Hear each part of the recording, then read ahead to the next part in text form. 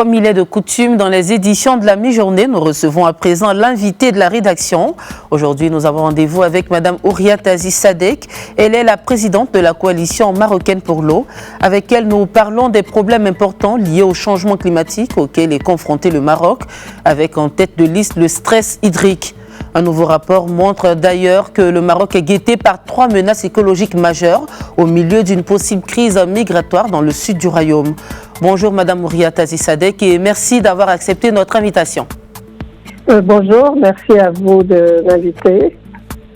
Alors, un nouveau rapport de l'Institut pour l'économie et la paix prédit des problèmes de pénurie d'eau, ce qui menace ainsi la sécurité alimentaire. C'est du moins ce qu'a fait savoir le Morocco News World. Alors, à quel point, selon vous, le stress hydrique menace-t-il le royaume? Écoutez, ce n'est pas le premier rapport qui alerte sur cette situation. Il y a eu d'autres rapports qui l'ont précédé. Le dernier en date est celui de l'UNESCO de l'année dernière, qui a véritablement alerté sur l'impact des changements climatiques sur la situation de l'eau. Eh bien, il faut le dire aujourd'hui.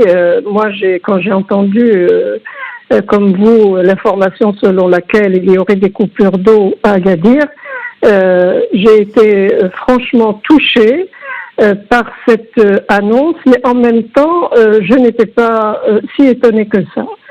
Notre eau est menacée. Et lorsque notre eau est menacée, nous sommes menacés, notre développement est menacé. Donc, nous devons absolument prendre acte définitivement, mais dans nos actions, de l'impact des changements climatiques de manière globale, sectorielle et transversale. Les scénarios de tendance nous alertent sur un déficit d'ici 2030 dans la plupart des bassins hydrographiques. Vous savez que l'eau est gérée au Maroc par bassin hydrographique, ce qui est en soi une bonne chose. Mais cette annonce de déficit de à peu près 2 milliards de mètres cubes devrait nous faire réfléchir sérieusement. Je ne dis pas que rien ne se fait, au contraire, la prise de conscience est là, la volonté politique aussi, mais la stratégie a été adoptée, un plan national de l'eau pour sécuriser l'eau potable et l'irrigation est mis en place. Nous avons un contrat-programme qui a été signé devant Sa Majesté le Roi en janvier 2020. La question des bassins versants est aussi prise en considération. Nous avons lancé des actions en matière d'eau non conventionnelle, mais il s'agit de faire face à une menace réelle, une menace qui nous demande peut-être un changement de paradigme et une réflexion sous, si vous voulez, à partir d'un paradigme important qui est la gestion des risques. Nous avons une vulnérabilité qui augmente, surtout dans certaines régions, et nous devons apprendre à nous adapter d'une part, et en même temps à savoir économiser notre existant pour l'utiliser de manière parcimonieuse et pour pérenniser l'accès de l'eau à tous les usagers. Afin d'éradiquer ce fléau, le Maroc a mis sur pied un ensemble de solutions. En effet, le Royaume a introduit un programme de 12 milliards de dollars, l'équivalent de 115 milliards de dirhams, qui comprend la construction de barrages, l'amélioration de la consommation d'eau, la préservation des ressources en eau et l'augmentation de l'approvisionnement dans les zones rurales. Où en est-on avec ce programme? Écoutez, vous me posez une question intéressante. Je vais vous répondre de manière honnête. Nous avons besoin d'être mieux informés par rapport à l'évolution de la mise en place des programmes qui ont été mis en place. Je voudrais simplement dire qu'aujourd'hui, nous ne pouvons plus du tout continuer à travailler dans le rythme de celui que nous avions jusqu'à aujourd'hui. Et déjà, ça fait longtemps qu'on aurait dû accélérer le rythme. Aujourd'hui, nous sommes face à une menace. Il faut faire le lien entre l'eau et le développement du pays. Le pays a vécu cette pandémie qui impacte notre économie et nous ne pouvons pas, en plus de l'impact du Corona-19, avoir un autre impact de la sécheresse. Alors, comment faire pour que tout le monde, quand je dis tout le monde, ce sont les secteurs classiques concernés par la question de l'eau, mais comment attirer les autres secteurs pour qu'ils intègrent cette notion de gestion de risque et de déficit probable et potentiel de la ressource en eau dans leur politique, dans leur stratégie et dans leur programmation. Aujourd'hui, nous devons faire de cette question une question d'intérêt général et une question nationale. Et je pense que Sa Majesté le Roi n'a pas cessé de le dire et de le redire dans ses discours.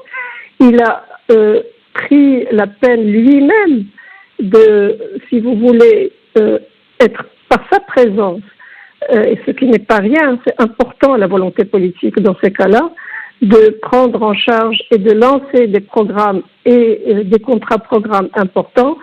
Là, il s'agit d'avoir une gouvernance de combat par rapport à une question pour laquelle nous devons nous préparer, anticiper. Nous avons tous les outils. Nous avons des outils de planification au niveau des bassins au niveau des bassins hydrographiques, et nous avons le plan national de l'eau. Nous avons les outils de gouvernance qui pourraient être améliorés davantage, mais ce qu'il faut, c'est de la coordination, mais de la coordination qui sache intégrer et inclure l'ensemble des acteurs et non pas seulement les acteurs de l'eau. Parce que la question, c'est une question qu'il faut relier au développement et définitivement. Le ministre de l'Agriculture, Aziz Aranouch, a récemment déclaré que le programme 2020-2027 fournirait de l'eau d'irrigation à 510 000 hectares et bénéficierait à 160 000 agriculteurs. De même, 990 millions de dollars serviront à convertir les systèmes d'irrigation traditionnels en irrigation au goutte à goutte et équiper 350 000 hectares de terres agricoles de nouveaux systèmes d'irrigation. Quelle lecture faites-vous de ce programme 2020-2027, Madame Ouria? Alors, il n'y a pas que ça. Il y a la grande station de dessalement de Agadir, puisqu'on parle du Sud, qui pour moitié devrait permettre, ou en tout cas être destinée à l'irrigation. Donc, si vous voulez, je viens de vous dire que le Maroc a une expertise. Le Maroc a conscience de la valeur de l'eau. Le Maroc se dote maintenant de programmes ambitieux et ce qui est très important et nouveau, qui sont budgétisés.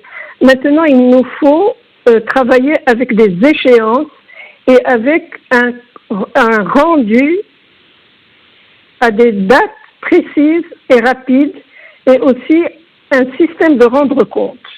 C'est ça qu'il nous reste à faire aujourd'hui.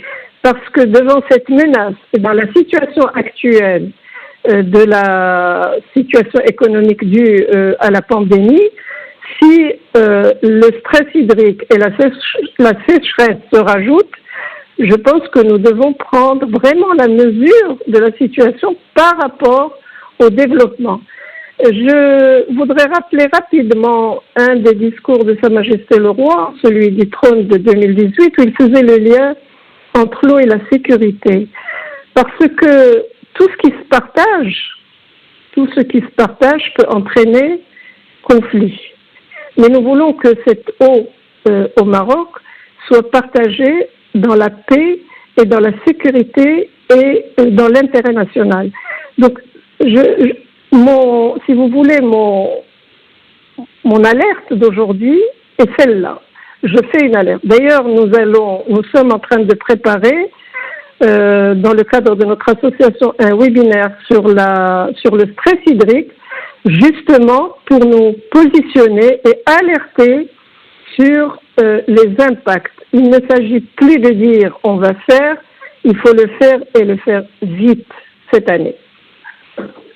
Merci. Je rappelle aux téléspectateurs et aux internautes que vous êtes Madame Ouria Aziz Sadek, présidente de la Coalition marocaine pour l'eau. Vous êtes également experte juridique et institutionnelle dans les questions d'environnement et de développement durable.